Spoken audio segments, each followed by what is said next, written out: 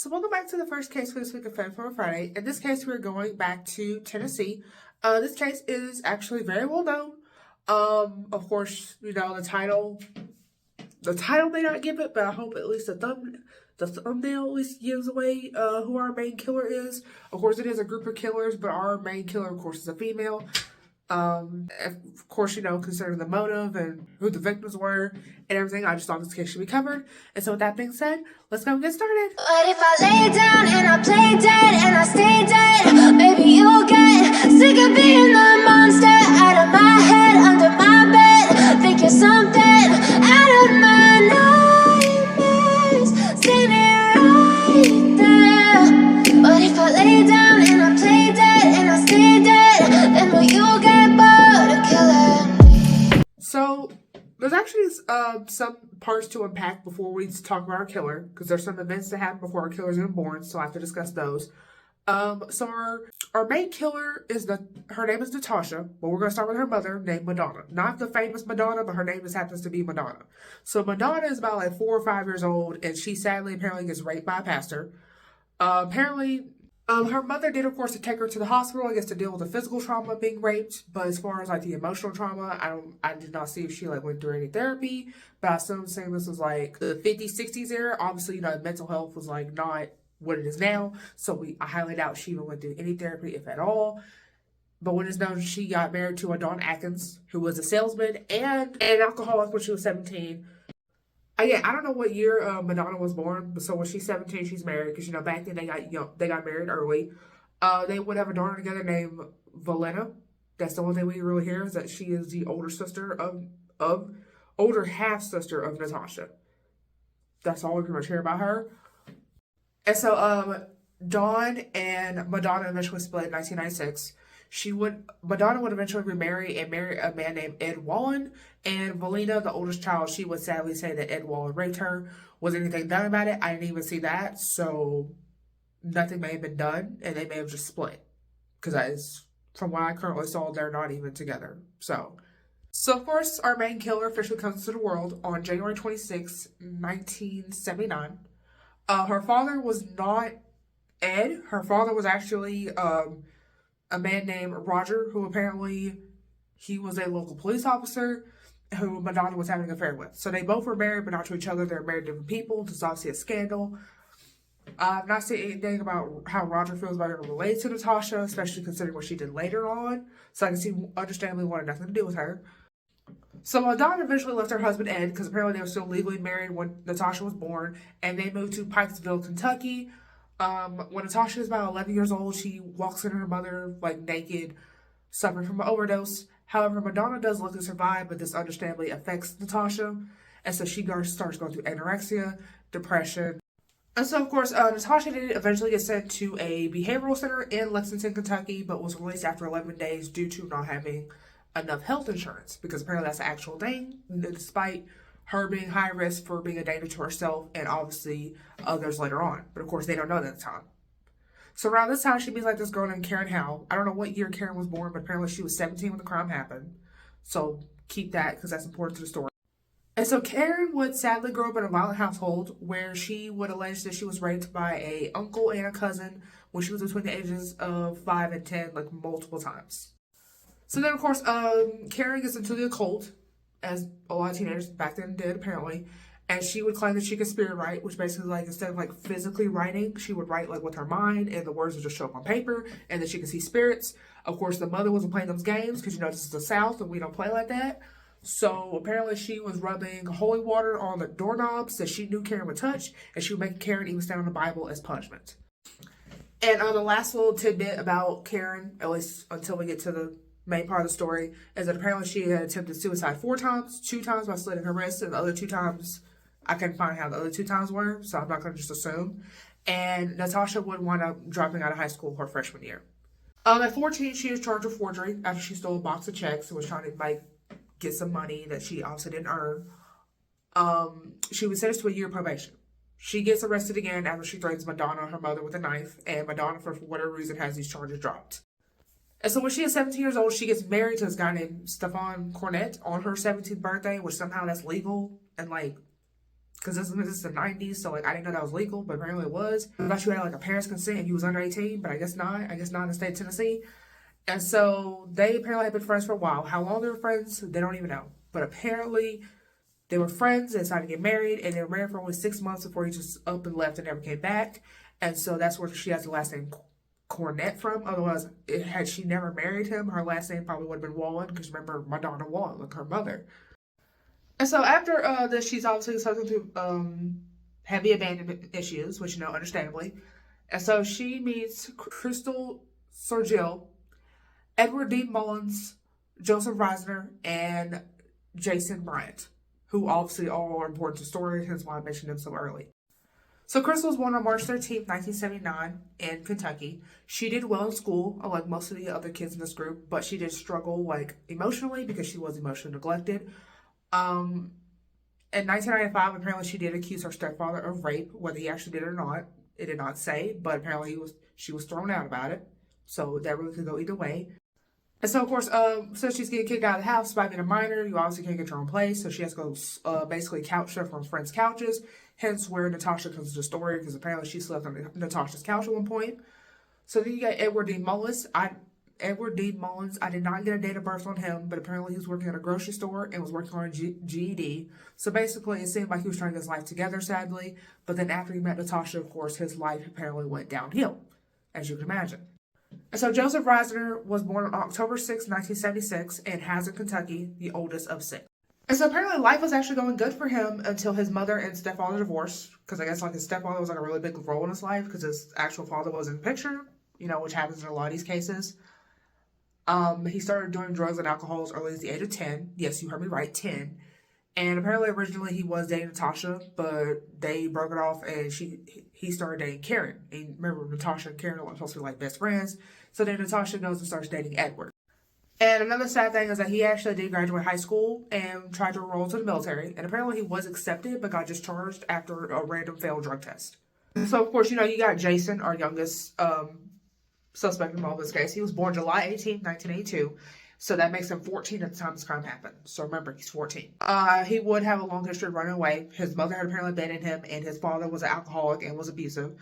So then, of course, he actually was on probation at the time this goes on, and he'd only known Natasha in the group for about a month before this whole thing went down. Of course, he has an IQ of like 85, and apparently the social and emotional skills of an 11-year-old, and he is 14, so obviously like that's like not good. So, of course, like I said, after he ran away, that's how he met Natasha. And apparently he had let Natasha carve her initials into his arm to get some sort of weird credibility so where he could hang out with the group. Because for some reason, of course, they didn't want Jason to hang out with them.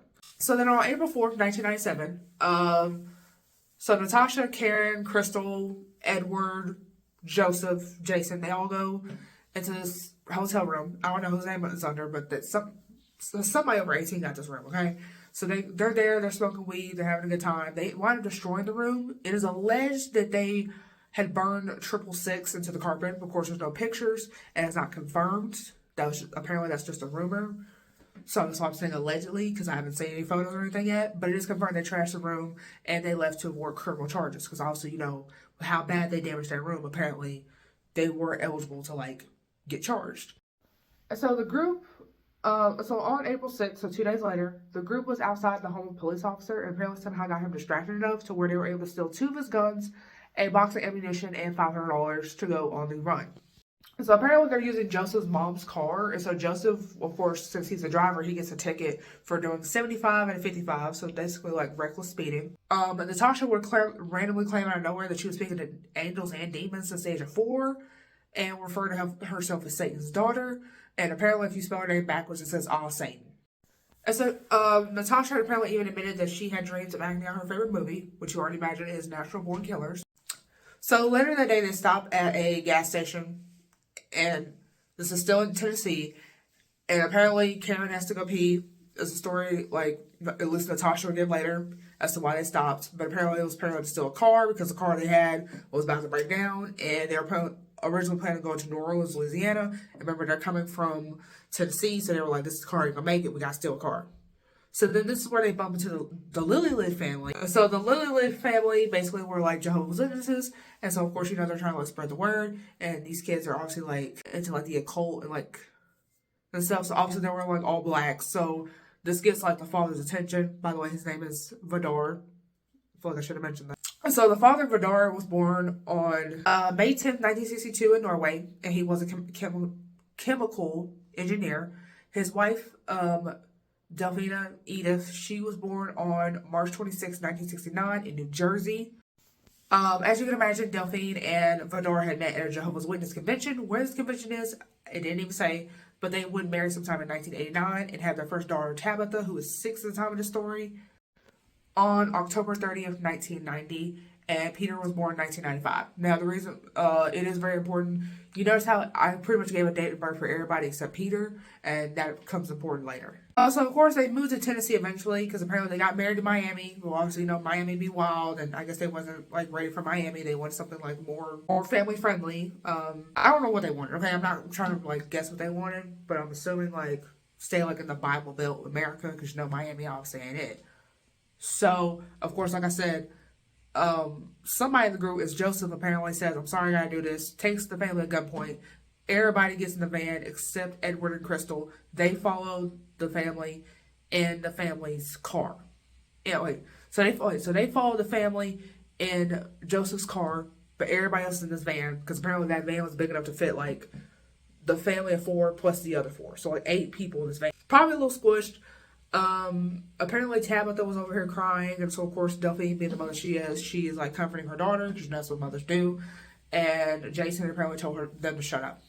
And so something about this that makes us really sad is that Tabitha apparently even offered Karen chocolates. Now this was technically before they like got abducted at gunpoint, obviously. I guess that was like Tabitha's innocent way, because remember she's like 6 when this happens, to make like a peace offering, and obviously that wasn't good enough. So then they get to this field, apparently in Bailey, Tennessee. Apparently that's where this takes place. They get to this rural field. Obviously, you know, that's obviously not good where this is going. So then Jason, remember the youngest, the 14-year-old, apparently he is the one who shoots all 4 of them, according to the group, okay? And everybody saying like Jason did it. So Delphina shot 8 times, and apparently there's a triangle made in her chest from like the bullets, and then Tabitha's basically just shot in the head. Vidar, he also has the triangle, which is supposed to be like a symbol in his chest. So of course, because this is a Christian family, and I don't know if it's like to mock the fact that we're Christian or like show us the motive behind the crime, they put the families in the shape of a cross. So they move their bodies in the shape of a cross. They then get in the new car. They get in the van. They take the van. They run over Vidar and Delphina. So I guess like somehow the kids didn't get run over, but like the parents did. And it's believed that actually somehow Delphina, that's what finally killed Delphina, was getting ran over. But Vidar and Tabitha were pretty much already dead. Well, sorry, Vidar was dead. So when you have it, the vehicle actually gets stuck, the car actually gets stuck on a tree stump, so they take the license plate off in a way because they think like that's not going to identify the car. Because that's usually what people do in order not to have a car identified. The group obviously changed their plans to go to Mexico instead of New Orleans. Like, people aren't going to look at Mexico for your ass, because usually that's where killers go, is Mexico. Like, we ain't got no extradition treaty with Mexico. So then, of course, obviously all these gunshots, people are going to come looking, like, trying to figure out what the hell's going on. The family is found. Vidar and Delphina are obviously dead by this point, sadly. Tabitha is clinging to life, but she would die the next day at the hospital. And Peter is miraculously still alive, but of course is badly injured. So then, of course, Peter was shot in the eye and torso, leaving him blind, disabled, but still alive. So he's still alive to this day, yes, before you even ask. So then, the car eventually was identified with the vehicle identification number, which apparently, depending on what car you have, or what vehicle you have in general, there's like 5 or 6 different places where, like, they put that. So I guess, like, in case someone tries to, like, destroy that, we got, like, other places to look to. And apparently the group had stopped for a Waffle House somewhere in Georgia on the way to Mexico, but they like left after seeing a group of police officers, because of course you just committed like what they thought was like 4 murders, so they're probably thinking, oh, they're for us, so we got to dip. So apparently they get to the border. The machine to get into the border is not acting right, so they somehow get into Mexico successfully. And apparently Jason is shot in the hand and the leg, and Jason would later claim that Joseph had asked me, can I take the blame for the murder since I'm a minor? Because remember, he is 14, so he's the youngest out of everybody in his group. Jason also refuses, because he didn't try to take the blame for all this when it was just me that did it. So then apparently he would say that Joseph shot him, and everybody was saying, oh, Jason shot himself. So apparently, for whatever reason, they were in Mexico. I guess they decided to come back to the States for whatever reason, and so they're in Douglas, Arizona. And like I said, the immigration, the machines apparently were not working that day. So like, you go into Mexico, no problem. But coming back out of Mexico, that's where it's like obviously more complicated, because you have to have like paperwork proving that it was either your truck or your car, and like proving you're actually a citizen and all that. So then, and apparently it is said that the machines were acting up all day, but as they came back, they miraculously started working. And so people were saying that that's obviously like their karma, which obviously I believe that's their karma, for it to not be working all day and it just don't have to be working like when they're coming back. So of course they could not provide paperwork or even tell the car, like paperwork for the car, paperwork for themselves, like identification, or even tell the car belonged to. So that's a red flag. Natasha was randomly asked who her religious preferences were, and she said Satan. And apparently items belonging to the victims were found. So they were taking trophies from the victims that they thought they pretty much had just massacred, except Peter. But of course, they don't know Peter's still alive. Natasha herself apparently had a Vidar's belt and a picture of Tabitha in her purse. Crystal had a Hello Kitty toy that belonged to Tabitha, and apparently had Tabitha and Peter's social security cards. And Crystal apparently had the keys to the LILLELID's house. So then, of course, all six of them are brought in for first degree murder, attempted murder, because Peter's still alive, and kidnapping charges. So Natasha's original defense lawyer, because apparently she gets a change at some point, he would say that, hey, drop the charges, she did devil worship, she's going to plead insanity. And I guess the judge wasn't trying to have it, so he had him removed. She gets a new attorney. And so apparently they originally were going to go to trial and like the jury like decide what happened to them, but apparently there was like rumors going around that they could get the death penalty. Karen and Jason couldn't get the death penalty because they were minors, but like all the other adults can. So like at the very last minute they decided, okay, the judge take over and he decides the ruling. So they all took a plea deal and they decide you're gonna get life in prison without parole. To take the death penalty off the table, you're going to get life in prison without parole, and that's for everybody, even including the minor Jason and Karen. And then an additional 25 years was added for, of course, the attempted murder of Peter. So then at one point, apparently this is before the verdict was given out, apparently there was a random store in Kentucky. I don't know the name or even where specifically in Kentucky. Apparently they hung six nooses, because back then you committed murder, you obviously were executed yourself. So they were like, yeah, they killed their victims brutally, like they deserve to die too, pretty much. Jason's father would apparently commit suicide by hanging on April 29th, 1997. And so on August 24, 2001, there was a case that I just talked about like a while back, the Krista Pike case. So it turns out Natasha and Krista are apparently friends. I don't know if they're still friends, but they were friends back in 2001. They attacked this other woman named Patricia. Patricia's also a murderer. Apparently they were all three together. Apparently there was a fire alarm that went off, and somehow they all three got put together. And so then Natasha and Krista are involved with strangling Patricia with a shoelace, almost killing her. Peter obviously went to go live in Norway because he was like 2 when this murder happened. So luckily he doesn't remember anything, and he went to go live with apparently his father's side of the family, from what I've seen. Because remember, Vidar is from Norway, so that would make sense why he's going to Norway. So he'd go be with, like, essentially, I think, his grandparents. So apparently his hobbies growing up were piano, computer games, and his dog. So, of course, they would do boating and fishing in the summer and take advantage of the snow in the winter, as growing up as you do. The last known update I saw about him was that he got married to a woman named Caitlin, and back in 2020, so literally 3 years ago, and he is currently living in Connecticut. So I guess he decided to come back to the States after all these years. Again, I don't know if that's true. That is all I found for this case. Of course, sources down below as always. This one was a very heavy-packed case considering there was the death of an innocent child and a child who had pretty much his whole immediate family wiped out from him. And for really no good reason at all. Of course, let me know what you think down below. If you have any cases similar to this, let me know. And I'll see you family in this next one. Bye.